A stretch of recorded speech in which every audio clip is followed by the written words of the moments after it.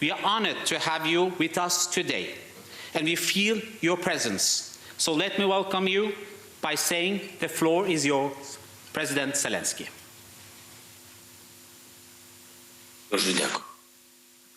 Thank you very much. Thank you very much.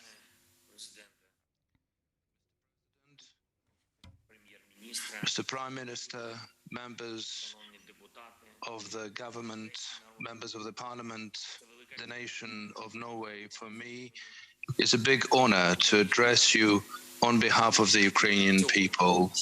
Today is the 35th day of the all-out invasion of Russia on the territory of Ukraine after 8 years of war in the east of our country, in the Donbass. Russian forces invaded from three directions, from the north, from the east and the south, and they attacked us on the soil, in the air and from the sea.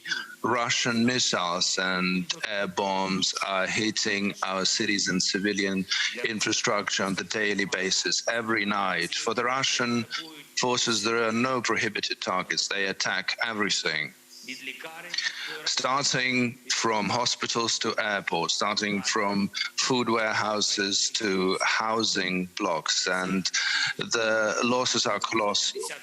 Dozens of thousands of houses destroyed, dozens of thousands of villages and municipalities destroyed, millions of people left without shelter. The convoys, armored convoys of Russian forces are not reducing, although we destroyed thousands of them. Russia is losing more of its armored vehicles than in any other war. The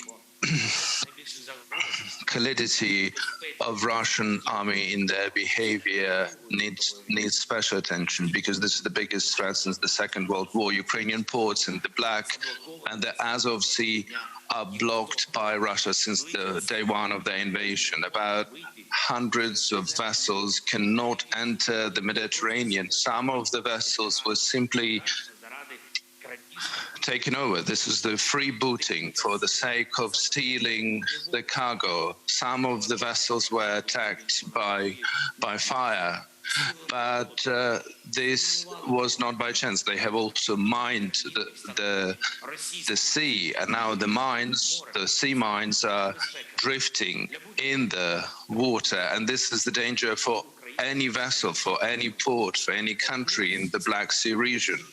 One of such mines was very timely caught near Bosphorus, another one near Bulgaria, another one near Romania, and we don't even want to imagine if some of these mines will not be identified in the timely manner, who will suffer then? Probably the ferries or big passenger cruise boats or tankers, the explosion of which can lead not only to the human casualties, but big environmental disaster. And then Russia, as usually, will say that allegedly that was not them who are to blame and who have done it, as they did many times when they were killing the critics of the Russian authorities, or when they shot down the Boeing plane over the Donbass. The war now is not limited only to our borders.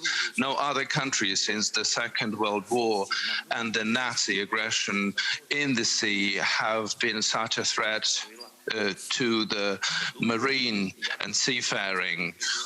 Just think how the regions where there's a potential aggressor countries and potential conflicts, how they look at this. They are waiting. They're waiting whether Russia will be sufficiently punished for her activities in such an aggressive, for her aggressive behavior. And if not, this will be repeated in other regions as well. Ladies and gentlemen, the Norwegian people, we do not have common borders with you, but we have a common neighbor which stands against all our common values. For the Russian state, as it is now, the freedom of people of freedom of human rights doesn't mean anything. They neglect universally acknowledged human rights.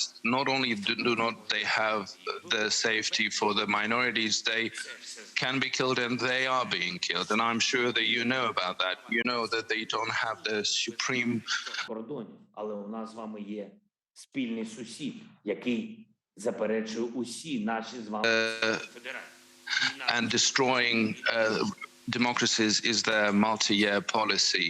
The war of Russia against Ukraine is just the follow-up of their attempt to destroy the foundations of Europe.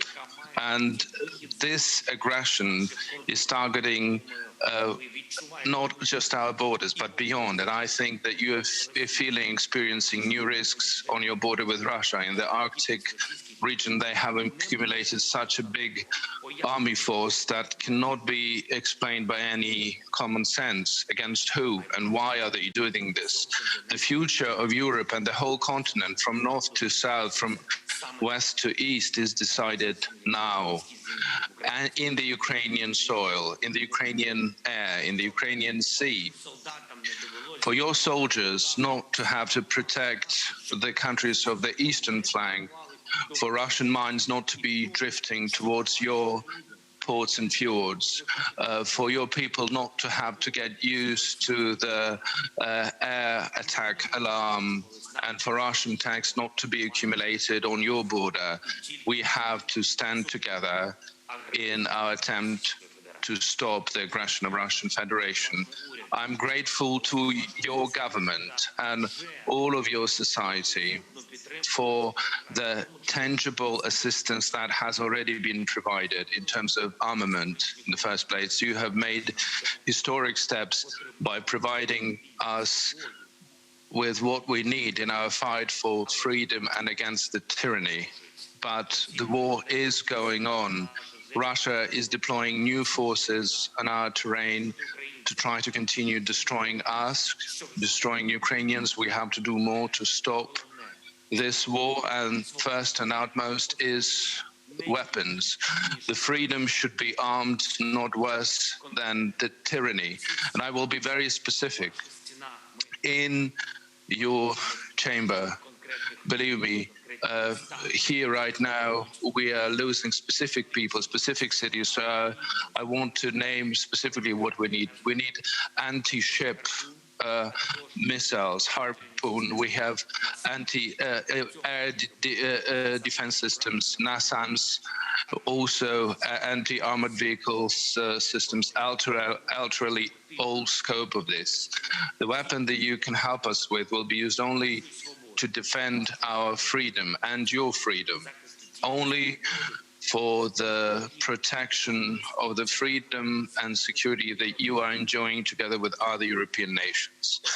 Secondly, the sanctions, the only means of urging Russia to look for peace are sanctions. And I'm sure that the country that is awarding Nobel Prize on the annual basis understands more than any other country what peace means and how much do we need it, how valuable is every attempt that brings peace. This is why the sanction packages should be introduced on the weekly basis without pauses. The stronger the sanctions packages are going to be, the faster we will bring back the peace.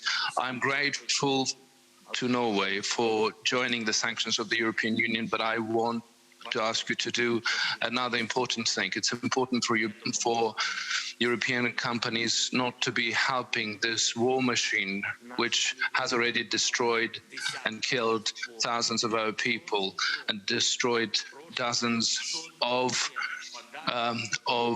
cities. No single euro in taxes to, for example, your company Motorsack and other companies have to stop supporting Russian capability of destroying the neighbors. How can you provide them the ship equipment when they're using their navy to mine the seas and destroy any seafaring capability. The European Union, and I do hope also Norway, have to introduce the ban for Russian vessels to use European ports for the time being while they are blocking our ports. They should not have the right of using the ports of the free world. It's not about money, it's about freedom and safety of marine and seafaring in the world. And the third item is you are the most reliable suppliers of energy resources around the world. The trust for Norway has always been as big as possible, and this is drastically different from how Russia behaves as they supply their energy resources.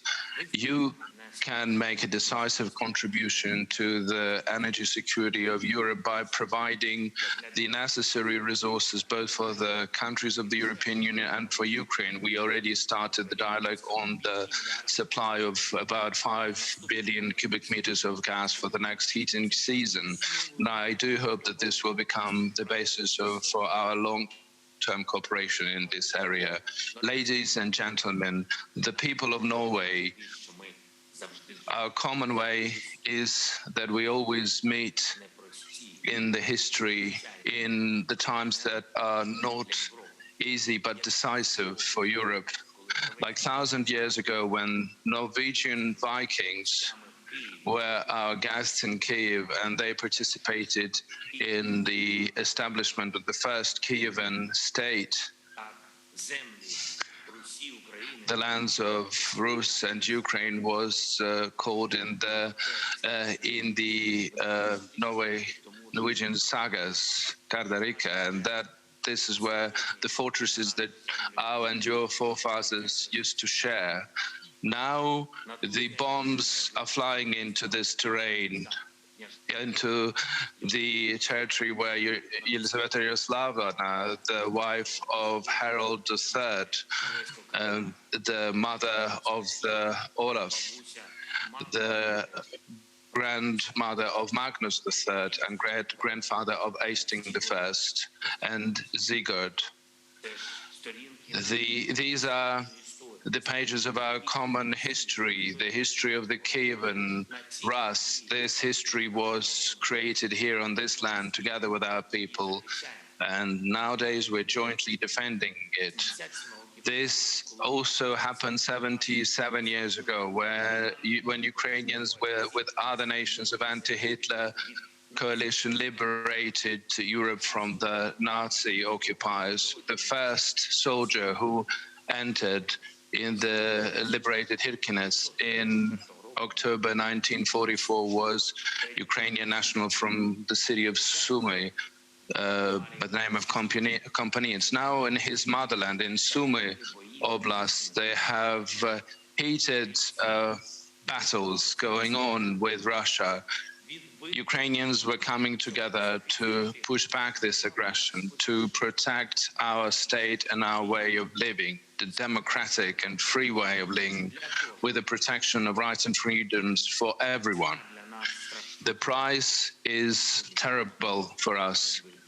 We know about 145 kids that died, and this is just official statistics. In the occupied territories, we cannot identify all the casualties. It is quite probable that we have